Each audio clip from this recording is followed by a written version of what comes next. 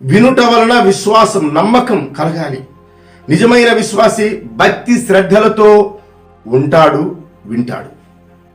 మందిరానికి వచ్చి లేదా సువార్త సభలకు వచ్చి ఇంకోసాటికి వెళ్ళి మేము వెళ్ళాం కదా అని కూర్చొని నేను బాగా గమనిస్తుంటా. సువార్త సభలకు వస్తారు.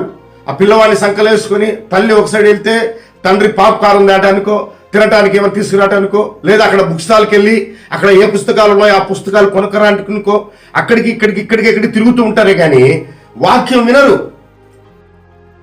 నిజం, నేను చాలా చోట్ల ఈ పరిస్థితిని గమనించాను.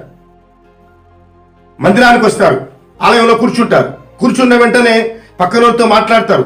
అలాగే పిల్లలు ఏడుస్తుంటే వాళ్ళని తీసుకుని బయటికి వెళ్తుంటారు, లోపలికి వస్తుంటారు. ఎందుకు కూర్చుంటారో తెలియదు, ఎందుకు లేచిపోతారో తెలియదు, ఏం మాట్లాడతారో తెలియదు. ఏదో ఒక మూల కూర్చుంటే ఏదో ఒక గోడ కానుకుంటే సరిపోద్దా? ఇక్కడ చెప్పిన మాట ఏమిటంటే వినుట వలన విశ్వాసము కలుగును. నువ్వు ముందు ప్రభు అయిన యేసుక్రీస్తు రక్షకుడు అని విశ్వసించాలి, ఆయన దేవుడు అని విశ్వసించాలి, ఆయన నిన్ను నన్ను కలగజేసిన వాడని విశ్వసించాలి. విశ్వసించాలి అంటే ఏమిటి? నువ్వు శ్రద్ధగా వినాలి. నువ్వు ఎప్పుడైతే శ్రద్ధగా దేవుని వాక్యాన్ని వింటావో, ఎప్పుడైతే భక్తి శ్రద్ధలతో వాక్యానుసారంగా నువ్వు జీవిస్తావో, పరిపక్వమైన క్రైస్తవ జీవితాన్ని నువ్వు అనుభవిస్తావు.